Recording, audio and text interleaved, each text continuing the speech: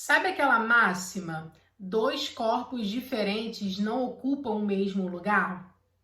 Essa frase, essa lei da física, ela vai refletir o tempo todo nessa aula. Como que dois povos completamente diferentes vão conseguir estar em um mesmo território? Vocês viram na aula anterior, né, nesse primeiro momento da nossa aula que eu falei sobre os judeus, vocês perceberam que esse sentimento de pertencimento dos judeus, essa coisa de que somos herdeiros da terra, somos herdeiros dessa terra, essa terra tem um significado afetivo, religioso, político pra gente. Isso não foi construído de agora. Quando você vai estudar o conflito árabe-israelense, você tem que tomar cuidado para não achar que a gente está falando de uma coisa do século 18, 19 para cá. A gente está falando de algo que antecede a nossa era normal, né? De algo que vem antes de Cristo. Então, esse sentimento, essa coisa de que a terra é minha, eu estou retornando, eu estou ali indo para um lugar que é meu, que eu nunca deveria ter saído, isso é muito forte para os judeus. É importante que a gente tenha sensibilidade para entender as duas partes, porque ninguém lá está preocupado em saber quem errou, quem está errado. Ninguém está preocupado nisso, ninguém quer pedido de desculpas. Os inocentes, que são os que mais sofrem, querem a paz. Tanto faz quem errou nesse momento.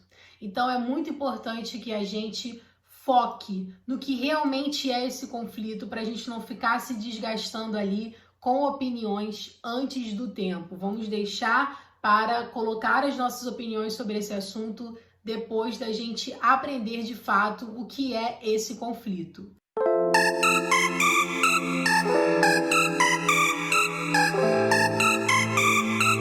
Já sabemos que os judeus se sentem os herdeiros religiosos da terra, né? E os palestinos sentem-se donos por questões de ocupação, por questões históricas e por questões políticas.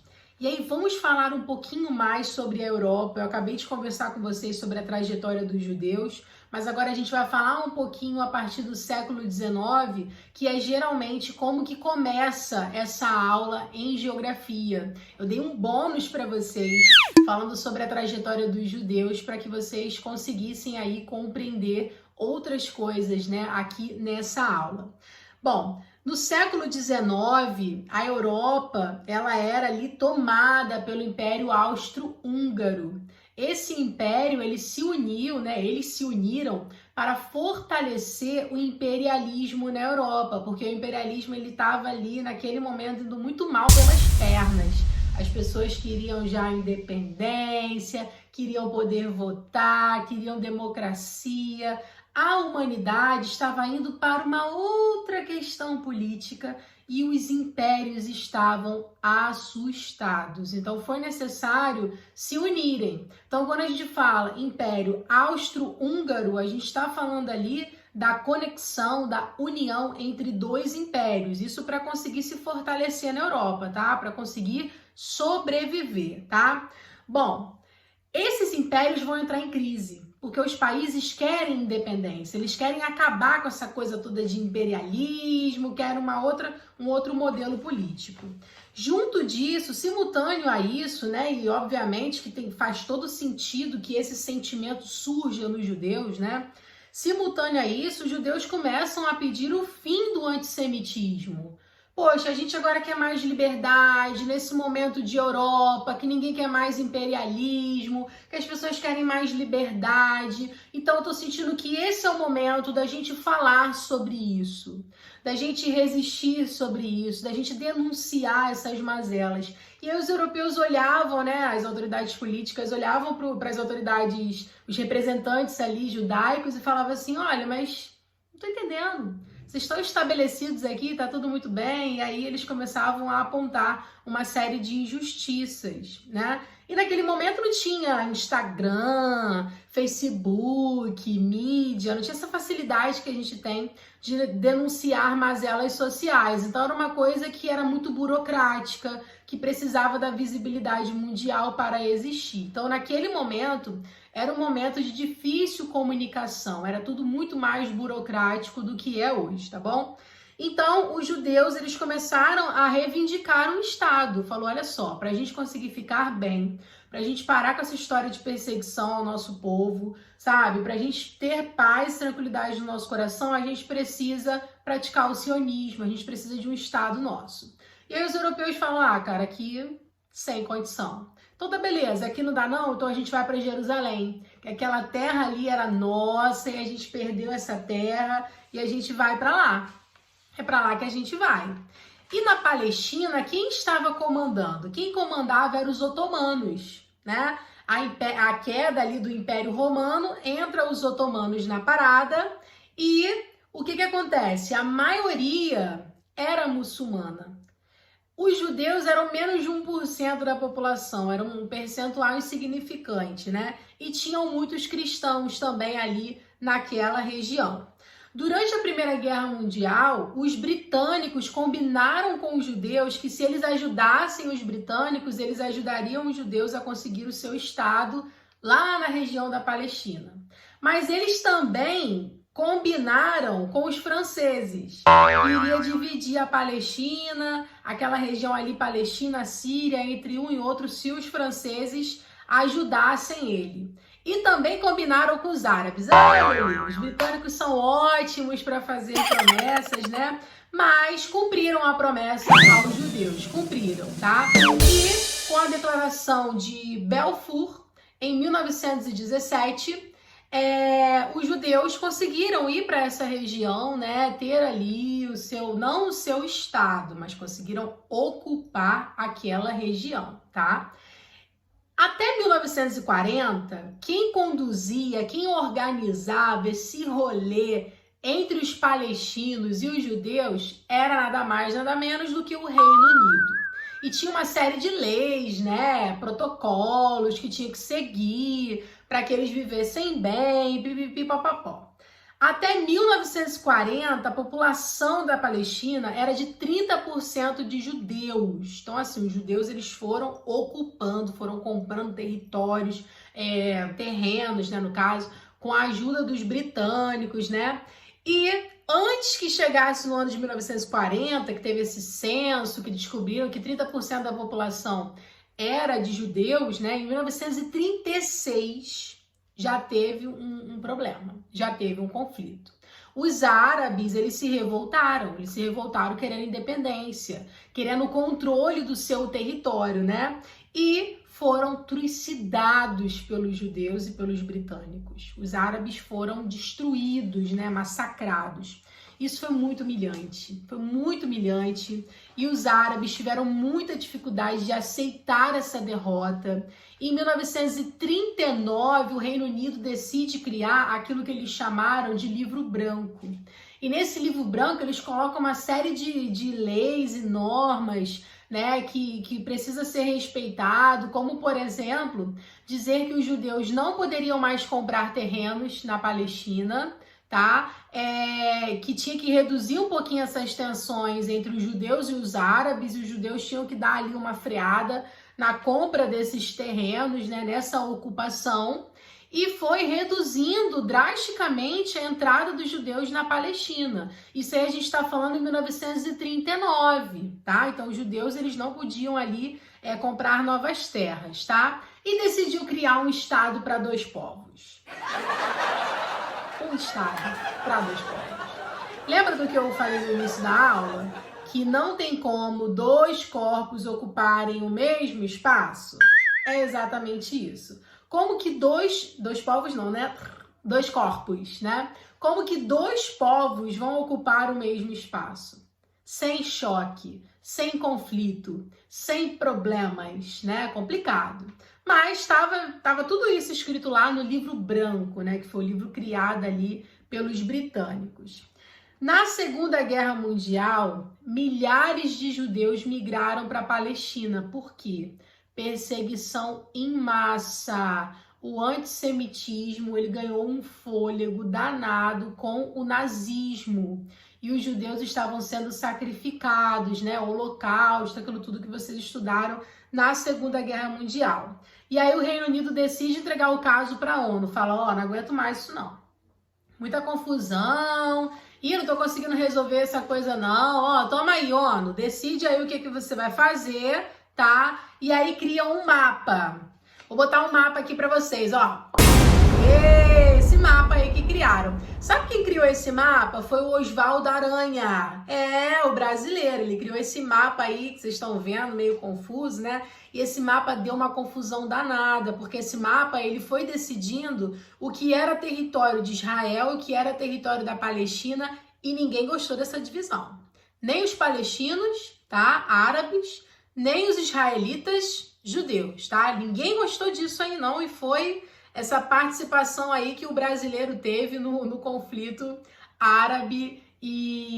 árabe-judeu, né? Depois disso, no dia 14 de maio de 1948, os judeus declaram a independência da Palestina e decidem criar o seu estado, sabe? Aquela coisa de levantar a bandeira, botar lá, independência, esse é o nosso estado, tudo mais, pois é. Fizeram isso e os árabes não aceitaram.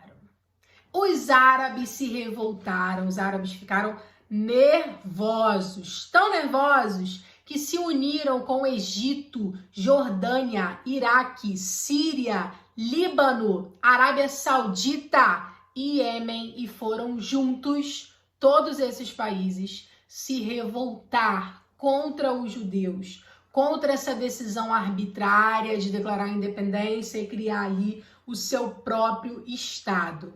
Os judeus formaram um exército único que surpreendentemente destruíram a formação de vários países, né, que os árabes conseguiram ali organizar, ou seja, destruíram a Liga Árabe, tá? Quando a gente fala em Liga Árabe, a gente está falando de todos esses países que vão se unir para conseguir aí retomar o território da Palestina, tá bom? Bom, a gente chama esse período aí de Guerra Árabe-Israelense e, mais uma vez, os árabes foram massacrados, os árabes foram humilhados e ficou conhecido como a catástrofe. Quem chama de a catástrofe são os árabes mesmo, porque foi um período assim muito difícil para eles. E aí, em 1949, ou seja, menos de um ano depois dessa guerra árabe-israelense, em 1949, os judeus conseguem mais território ainda. E aí fica assim, ó, vou jogar outro mapa aqui, hein? Ó, tá vendo aí? Fica assim, o mapa de Israel e Palestina fica dessa forma aí. Os israelitas, os judeus, os hebreus, né, que toda hora eu falo um termo aqui, mas é o mesmo povo, eles conseguiram mais territórios.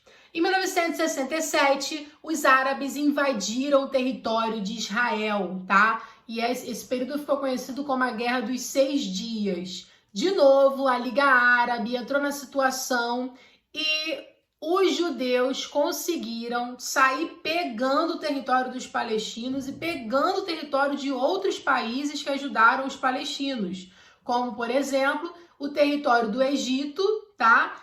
E também conseguiram tomar partes da Síria, partes do Iraque, eles foram tomando tudo. Tomando para mostrar aí o seu poder. Então, das colinas de Golã até a península do Sinai e Jerusalém também, que é muito importante para esses dois povos, foi tomada pelos judeus. E de novo, os árabes foram severamente humilhados. Esse sentimento de humilhação, essa raiva, foi crescendo dentro desse povo. E aí, gente, a gente está falando que isso aconteceu em 1967, quando foi em 1975, ou seja, a raiva estava ali, ó, dentro ali, sendo alimentada cotidianamente. Em 1975, durante o Yom Kippur, que é o dia do perdão, um dia sagrado para os judeus, está todo mundo ali disperso, ninguém está pensando em guerra, ninguém está em alerta, ninguém está em nada disso.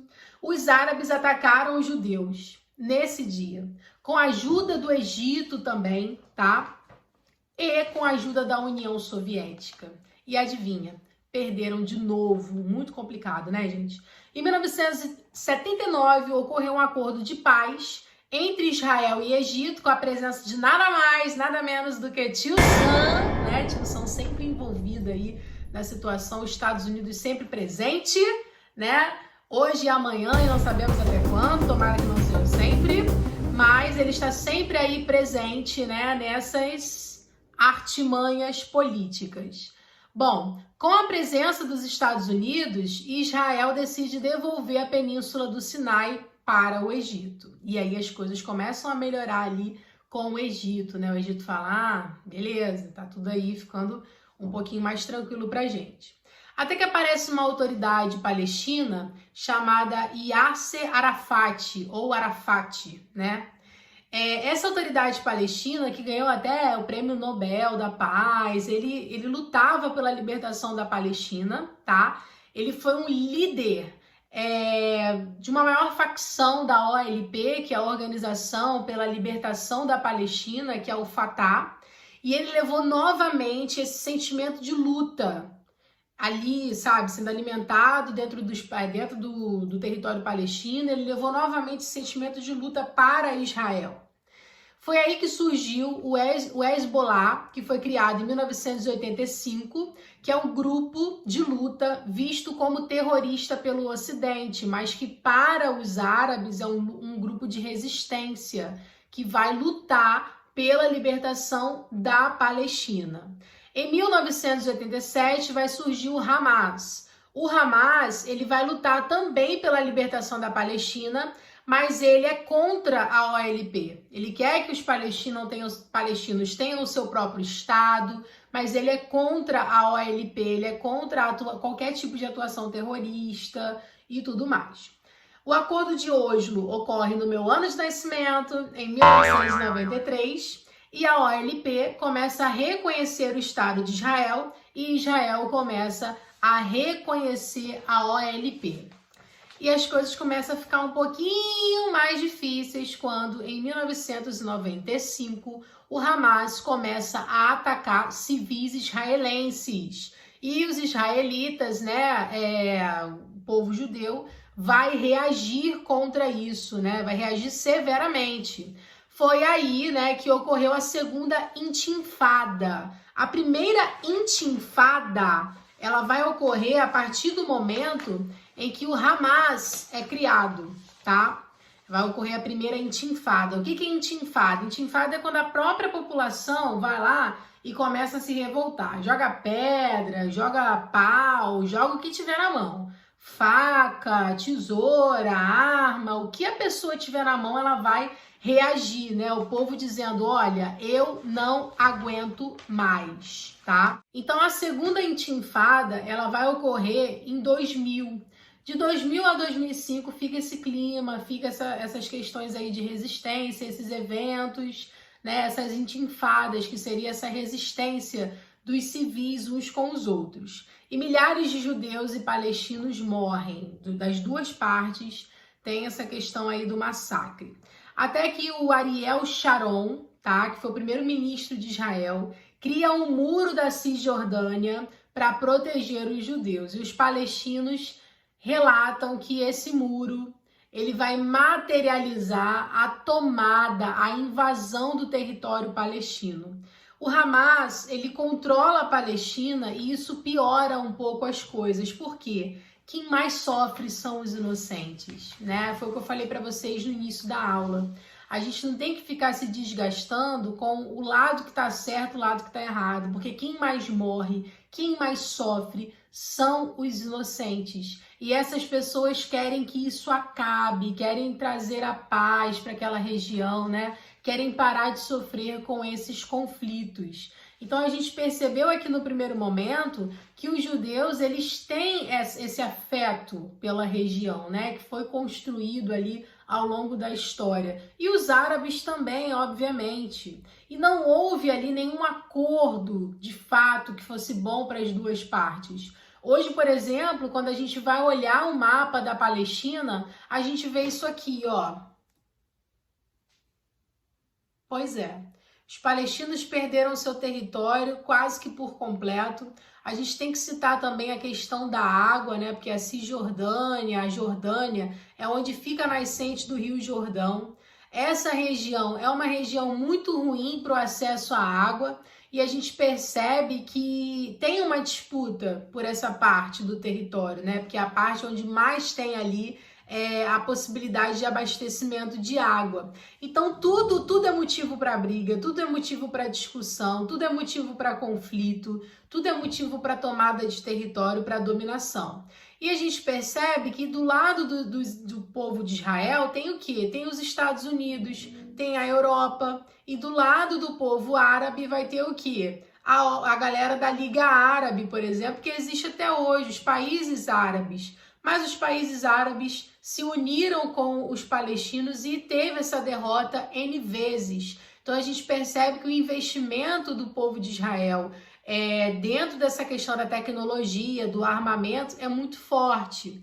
Nós estamos falando de um dos maiores exércitos do mundo, mais tecnológico. Então é muito complicado a gente poder comparar, né, esses dois povos nessa questão do conflito. A gente sabe que nessa briga entre Palestina e Israel, os palestinos historicamente sempre perderam e possivelmente, né, no momento atual, fica difícil da gente falar em alguma vitória, né, dentro de um conflito de guerra pela parte ali dos palestinos. Então tudo isso está envolvido nessa questão, né? A questão da água, a questão pela disputa territorial, a presença dos Estados Unidos, a presença também da União Soviética, a presença de países árabes, essa questão toda aí, Primeira, Segunda Guerra Mundial, Guerra Fria, tudo isso vai fazer parte e vai influenciar esse conflito, que é uma atualidade que está em curso.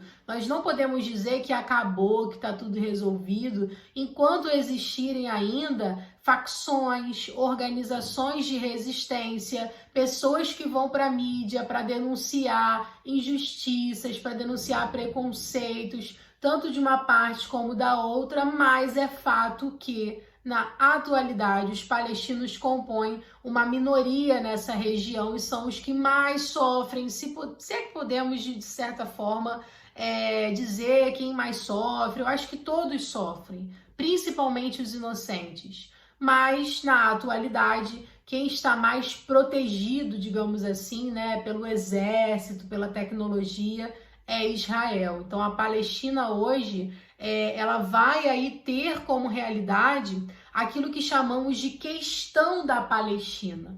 A questão da Palestina, esse termo, ele vem para dar luz a essa realidade, uma realidade em desvantagem, né? Dentro dessa lógica de conflito, né? A Palestina está em desvantagem militar, em desvantagem territorial. E o mundo parece que não está muito, o mundo como um todo, tá? Porque existem pessoas no mundo que estão sim preocupadas com isso. Mas o mundo como um todo parece que não está muito preocupado com isso. Assim como não estava muito preocupado com o antissemitismo do povo judeu. E o que vai trazer muito essa apelação e que vai ancorar a criação do Estado judeu é a questão do Holocausto. Então, a mídia, essa coisa de você viralizar, das pessoas perceberem esse apelo político humano com relação a alguma realidade, é muito forte. E a gente vai perceber isso também quando a gente for falar sobre Primavera Árabe, tá bom? Então, ficamos por aqui. Um grande abraço e nos vemos no próximo vídeo aula. Tchau, tchau!